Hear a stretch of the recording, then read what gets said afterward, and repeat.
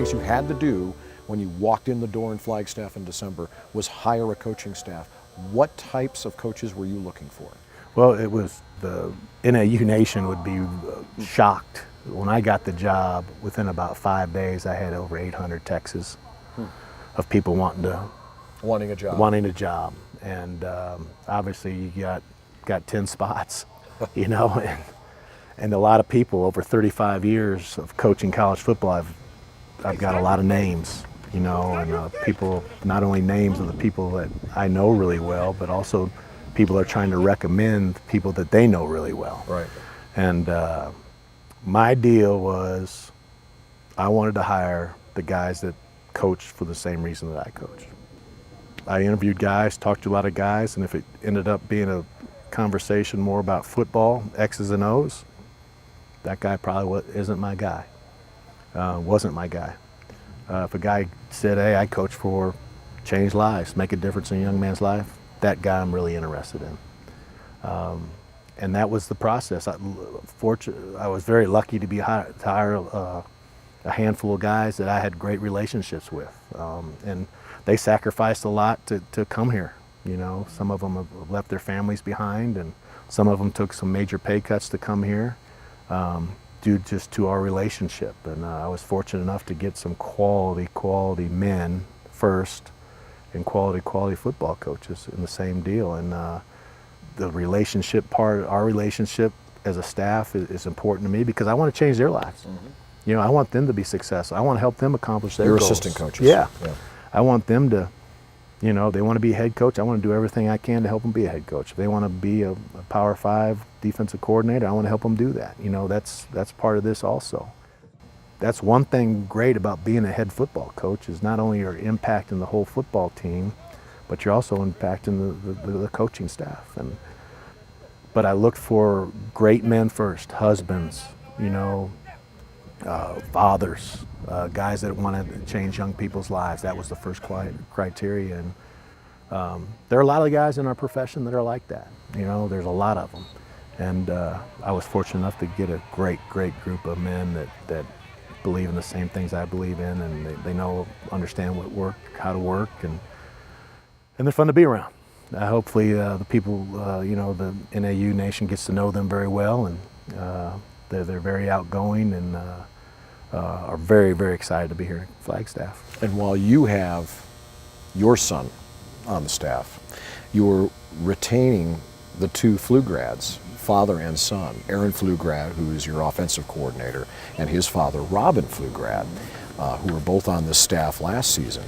Having another set of father and sons that you are able to keep on that coaching staff makes this a very familial coaching staff, does it not? Yes. There's a relationship there. I've known Aaron Pflugrad since he was 12 years old. In fact, he used to babysit Brennan. How about that? Yeah, and so there were some really close-knit relationships. There's some strong relationships on this staff. It's nice to have guys around you that you're really close with, but you need guys around you to be honest with you, because who holds me accountable? Right.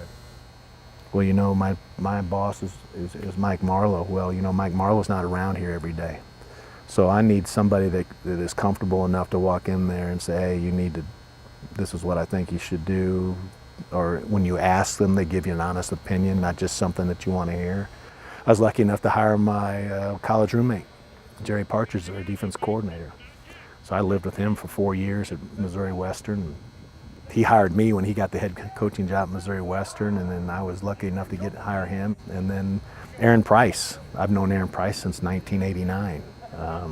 So, I mean, there's some tight relationships in there. Bob Conley. We've been talking about coaching doing this forever. Me being the head coach, or him being the head coach, and us working together. And Bob, you know, his last college job was USC. You know, Bob's coached at USC, UCLA, Arizona State, Alabama, Washington State, and he is as good as offensive line coaches as there is in the country. And he sacrificed a lot to come here too. So, you know, the relationship part of it was big to me, but you also got to have some new ideas, you know, and people that you don't know to bring in there. And we did a good job with bringing in a good mixture of guys that have recruited different areas. That was another thing I looked at is, who's recruited Southern California. I called, 5 to 10 people about who was the best recruiter in Southern California right now that was available, and Junior Tanavasa was the name that I got. And so I got him to help in Southern California. And then, I hired some young guys, Junior Taylor, who grew up in Mesa, Arizona, who's got some Arizona connections, played at UCLA. Tremendous football coach. Graduated UCLA, started charter schools for 8 years, decided that wasn't what he wanted to do. He wanted to coach, got into coaching, and is just a tremendous football coach. And then I got to hire some young guys, Everett Thompson, and then I needed, another guy we hired that I think the world of is Jesse Thompson, coach our secondary. He was Jerry's secondary coach at Delta State for 2 years. And so the guys we got, first of all, was, hey, why do you coach? Change lives. That's what I wanted to hear. And then the other thing, recruiting, relationships with me and some of the other guys on the staff. But we are a close-knit group of guys. And some days aren't easy because we'll disagree, but we walk out of that meeting room, we're all on the same page, and we can trust each other. There's nobody on our staff that has a different agenda. We're all on the same page, and nowadays that's rare. That's really rare. Wasting no time, Chris Ball and his coaching staff hit the recruiting trail very hard. Of his initial 24-member recruiting class, a number of recruiting sites gave the Lumberjacks very high marks, rating it in the top 15 in the country. Recruiting philosophy. Let's talk a little bit about that. The players that you're looking for to be Lumberjack football players. How important is it for this university to recruit this state, the state of Arizona? That's the most important thing. And so we are going to smother the state of Arizona.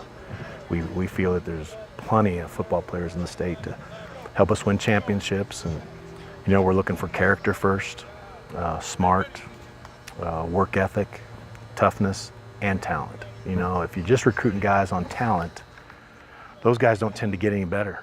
But guys that are talented with character, that are smart, have a great work ethic, and are tough, are going to get better or figure out a way to get better. And there's plenty of those kids in the state of Arizona. And then we talk about it, any other place there's a relationship, we might, spot recruit. But our main areas, there are going to be 2 days in the spring that we are going to recruit. We'll have 11 coaches out in the state of Arizona. I heard something about this. Yeah. I mean, you're literally smothering the state of Arizona over the course of 2 days with all of your coaches going out and literally fanning out across the Grand Canyon state. Tell me about this. Well, we just want to show everybody that there's a commitment here to recruit the state, and we're going to turn over every stone. And also too, part of that is building relationships with the high school coaches. And we got to show them that we're committed, and we also got to educate them that, hey, this is a high level of football, that the players that you recommend and the players that you want us to recruit have got to be quality football players. We've had other Big Sky Conference schools recruit Arizona pretty darn hard over the last 30 plus years, and in some cases have won the recruiting battles. The Montanas, the Weber States, the Montana States. You've mentioned that's not acceptable to you, isn't it? No, if we're head to head and we've offered the kid and we won, we should get him. We should get him. We shouldn't lose that kid to an opponent in our league. How do you see the Big Sky Conference? It's as good as there is in the country. By far. Really? Yeah. At the FCS level, Yeah, you put it it's right as good up as there it at the is top. in the Everybody country. wants to say Missouri Valley Football Conference, but you're saying Big Sky. It's as good as there is in the country. And I've known a lot of the coaches in this league for a long, long time, and it is as good as there is in the country, if not the best. Now, to see my entire, rather fascinating sit-down with head coach Chris Ball, just go to our YouTube channel. Go to YouTube and search for NAU TV. When we come back, offensive coordinator Aaron Pflugrad and defensive coordinator Jerry Partridge share their insights.